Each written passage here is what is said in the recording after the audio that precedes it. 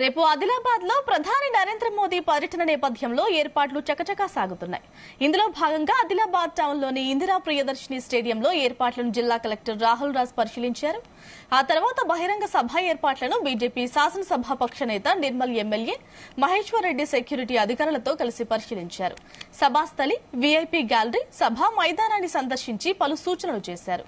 1,00,000 మందితో ప్రధాని సభ నిర్వహిస్తున్నట్లు ఎమ్మెల్యే మహేశ్వర్ రెడ్డి తెలిపారు.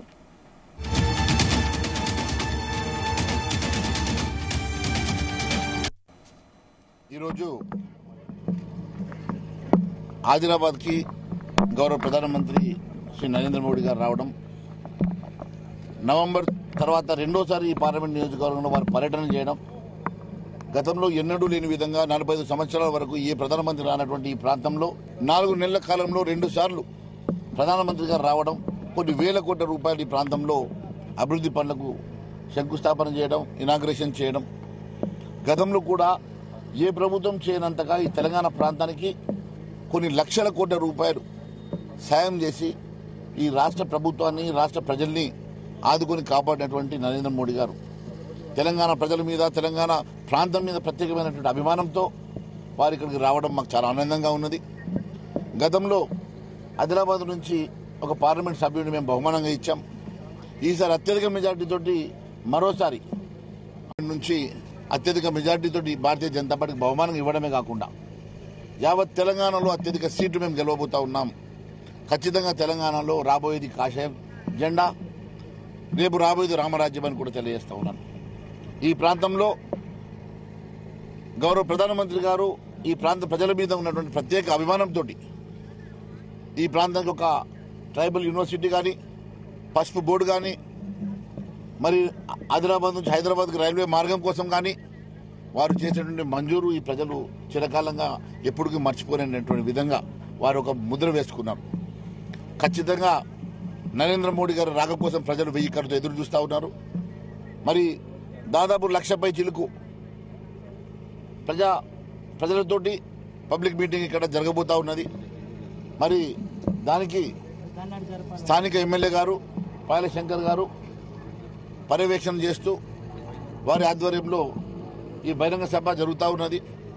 వారితో పాటు గౌరవ పార్లమెంట్ సభ్యులు స్వయం బాబురావు గారు యావత్ 7 నియోజకవర్గాల్లో ఉన్నటువంటి వారి పార్లమెంట్ పరిధిలో ఉన్నటువంటి అన్ని నియోజకవర్గాలతో కోఆర్డినేట్ చేస్తూ ఉన్నారు.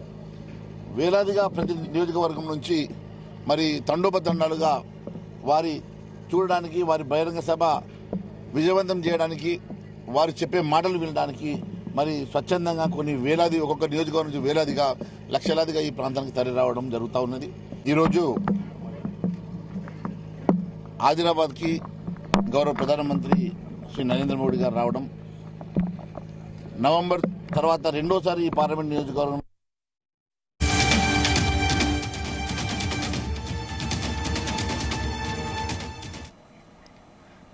దీనికి సంబంధించిన అప్డేట్స్ తెలుసుకుందాం. మా ప్రతినిధి జగన్ అడిగి.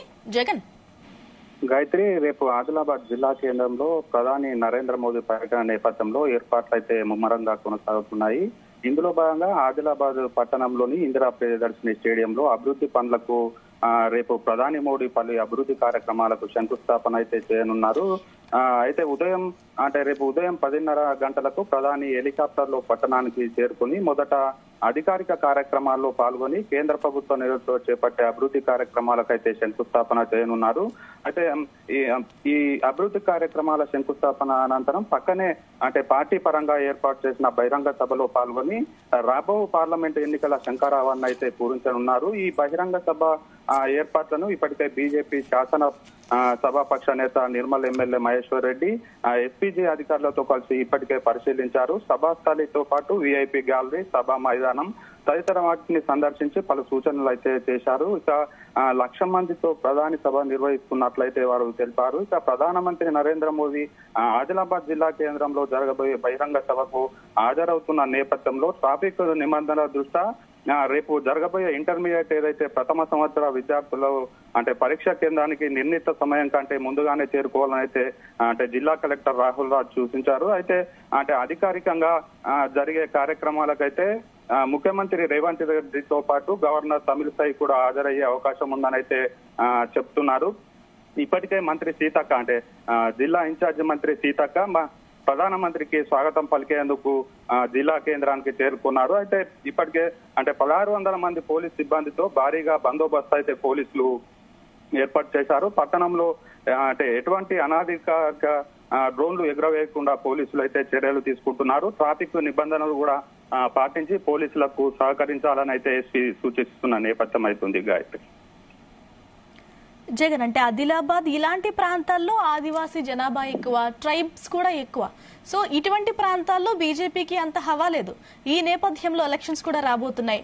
ఏమైనా స్పెషల్ ప్యాకేజ్లు కానీ ఎయిర్పోర్ట్ వస్తున్నట్టు కూడా చాలా మంది ఎక్స్పెక్ట్ చేశారు. అవేనా అనౌన్స్ చేసే అవకాశం ఉందా? గాయత్రి, అంటే తెలంగాణ రాష్ట్రంలో చూసుకుంటే బీజేపీకే ఆదిలాబాద్ అంటే ఏదైతే పార్లమెంట్ నియోజకవర్గంలో ఆదిలాబాద్ నియోజకవర్గంలోనే బీజేపీకి హవా ఎక్కువగా ఉందని అయితే చెప్పుకోవచ్చు.